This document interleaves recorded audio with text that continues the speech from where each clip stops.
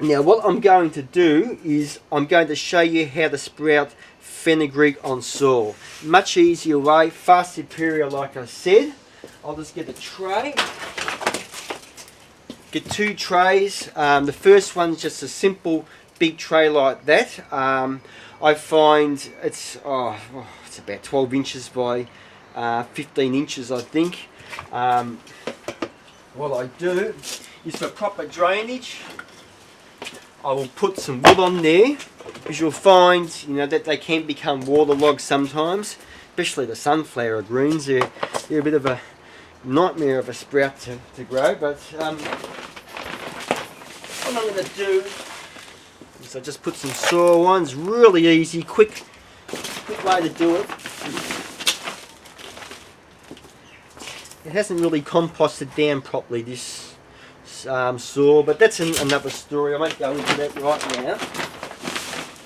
But you really want to be growing stuff yourself and composting your soil, because that's where you're going to get good quality, nutritious soil for your plants. You don't know what farmers are putting in the soils, how they're building it up. We've got a bug here. We'll just put him in the garden. See, it's good soil. The bugs are obviously enjoying it. In a lot of these chemical soils, you're not going to get life forms like that around. So develop your own soil over a period of years, and it's all good. Now, growing the fenugreeks on soil. These are a little bit longer than they should be, but I'm not too worried about that. I should have done them last night actually, but I wanted to show you all today just the basic process on how to do it.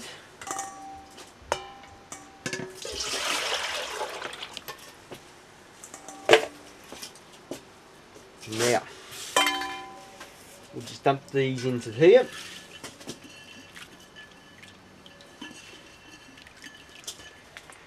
And see how long they are first. A little bit long, but they'll be okay. You don't want to soak the fenugreek and put them straight on the soil. You just want to sprout them for just 2 days.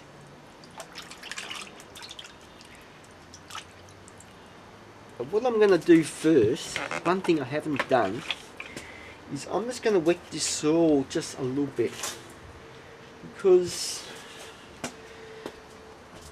we don't want them drying out too much. So this is what I'm just going to use my little trusty air compressor here.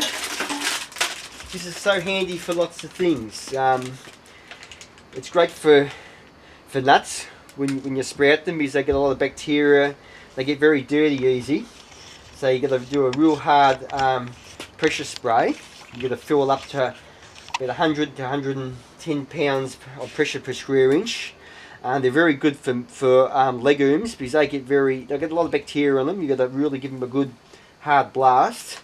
But it's also good for watering my. I'll just quickly show you. I'll just digress just for a moment to watering your microgreens, which we'll talk about in great deal another day. But it's also good just to give it the soil just a bit damp, just to make it a little bit wet. So then you can, all the seeds won't sink into the soil. They'll sort of like sit on top.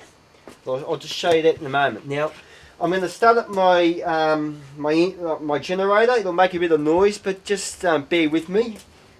This is what we do.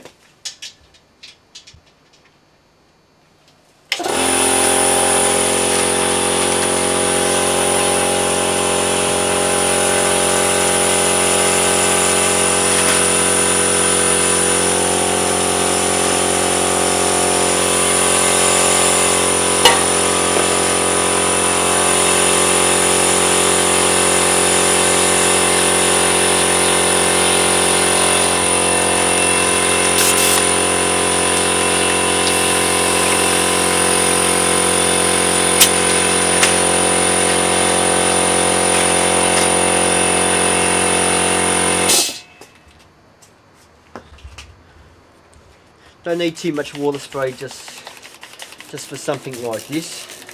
You don't want to be waterlogging or digging up the soil.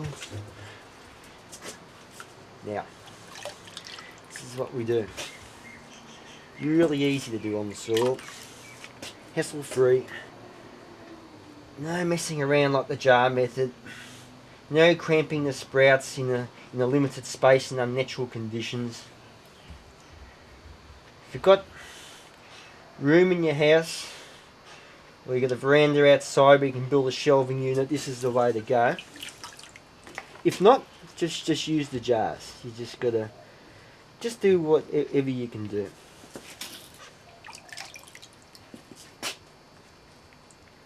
There's no need to mess around too much with it. I'll just empty this water out in this bucket off the side of the camera. This is what we have left, just that. Nice and easy. And you'll find within about 12 days to 14 days, depends on the climate, beautiful greens growing about that high.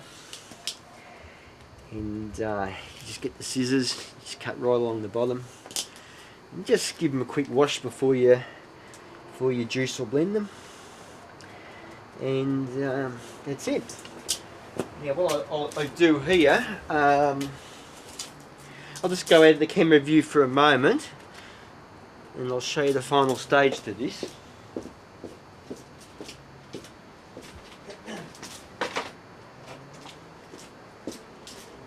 We have to put a bit of pressure on the sprouts here, because otherwise the roots aren't going to anchor in properly. So they're just going to sit on the soil. You're going to often they'll just die and shrivel up. So you just got to make out like they're under the soil, and you just put a bit of pressure on it like that, and you just leave this for about 4 or 5 days during the cold season, and eventually you take it off, and you'll find that they've grown like that and they've anchored themselves into the soil. So then they'll be ready to take out, and you just put them on your shelving unit. You just give them a spray of water, and you just so easy to maintain. No messing around. Just give them a quick spray every day when you bring them out from the darkness, and it's really easy as that. So yes, you have to put them in darkness. So I put them in the shed on the shelving unit. If you don't have that, you might just want to just cover them with cardboard or whatever you have to do. Just put them in a dark place, put them under the house, put them in a dark room, whatever you need to do. So that's how you do the Fenugreek sprouts. You can do them jars and on the soil. It's up to you what you want to do. They are more of a higher tension sprout, so just be aware of that. You can't really be sprouting them in the hot weather. They just go slimy so easy. They just not really worth your time in the hot weather. You want to keep to easier sprouts like the alfalfa, the clover, even the broccoli sprouts, those kind of green sprouts. But you'll find, you'll develop your own methods and things in time, and you'll learn what works and what doesn't. So this is Brian Nexus for the Sproutarian.com. I hope you found this video informative. A lot of people have been asking me questions about it, and that's all for now. Thank you.